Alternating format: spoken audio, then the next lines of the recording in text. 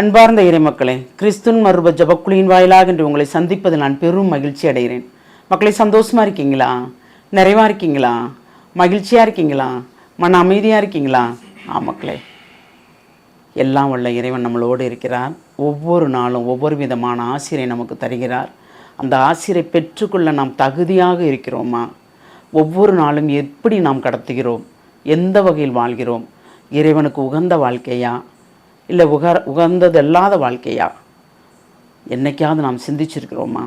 அப்படி நாம் சிந்தித்தோம் என்றால் நாம் தான் பேர் பெற்றவர்கள். இன்று அவர் நமக்கு என்ன இறைவார்த்தை தருகிறார் பார்ப்போமா? திருத்தூதர் பவுல் எபேசியருக்கு எழுதிய திருமுகம், அதிகாரம் 1, இறைவார்த்தை 3-6 முடிய.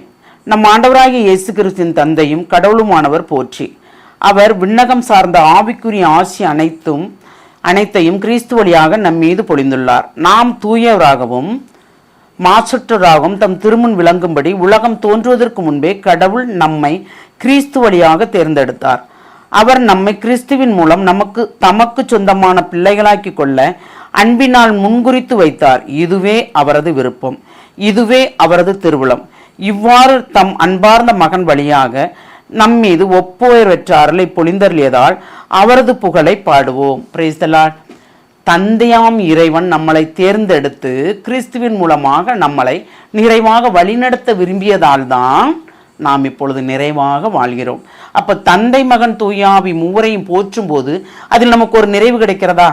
ஏனென்றால் கிறிஸ்து நம்மளை தேர்ந்தெடுத்தார் என்றால் தந்தை மகன் தூயாவின் வல்லமையால் தான். ஏனென்றால் தந்தை கட்டளையிட்டு நாம் பிறப்பதற்கு முன்பே இந்த ஆன்மா எனக்குரியது என்று அவர் குறித்ததனால்தான் நாம் கிறிஸ்து தேர்ந்தெடுத்து நம்மளை கிறிஸ்துவின் மூலமாக வழி நடத்துகிறார்.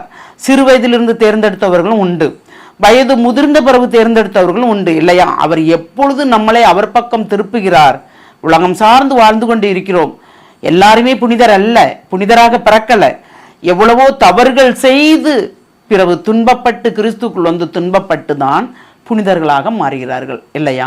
அதுபோல் நம்மளையும் தந்தையாம் இறைவன் தேர்ந்தெடுத்து கிறிஸ்துவோடு ஒன்றித்து வாழ்வதற்காக நமக்கு இந்த உடலையும் உயிரையும் தந்திருக்கிறார். உயிரை தந்தவர் தந்தையாம் இறைவன். அப்போ அவர் புகழை எப்பொழுதும் நாம் பாட வேண்டும், இல்லையா? ஏனென்றால் அவர் அன்பு நமக்கு முழுமையாக கிடைத்ததால் தான், அவர் முன்குறித்து வைத்ததால் தான் நாம் இவ்வுலகில் வாழ்கிறோம். அந்த அன்பு தான் நம்மளை எப்படி வாழ வைக்கிறது? தூயோராகவும் மாசற்றோராகவும் இறைவன் முன் நாம் இருக்க வேண்டும் என்று. அப்போ தந்தை என்ன சொல்றார்? நான் தூயவர், அதனால் நீங்களும் தூயவராக இருங்கள் என்று சொல்கிறார். நாம் தூயவராக இருக்கிறோமா? மாசற்றோராக இருக்கிறோமா? பிறருக்கு இடையூறு செய்யாமல் இருக்கிறோமா? பிறரை துன்பப்படுத்தாமல் இருக்கிறோமா? பிறரை பார்த்து பொறாமைப்படாமல் இருக்கிறோமா? எல்லாமே எப்படி இருக்கிறது நமக்கு தானே தெரியும். நாம் தூயவரா தூயவர் இல்லையா? நாம் மாசற்றவராக வாழ்கிறோமா இல்லையா? ஒவ்வொருவர் மனச்சாட்சியை கொண்டே இறைவன் நமக்கு தீர்ப்பளிக்கிறார், இல்லையா? நம் நிறைவுள்ளவர்களாக எப்பொழுதும் இறைவனுக்கு சார்ந்து இருந்தோம் என்றால் கண்டிப்பாக நாம் பேர் பெற்றவர்கள். நாம் பேர் பெற்றவர்களாக வாழ வேண்டும் என்றால் நாம் இறைவனை சார்ந்து இருக்க வேண்டும். அந்த வரத்தை கேட்போமா?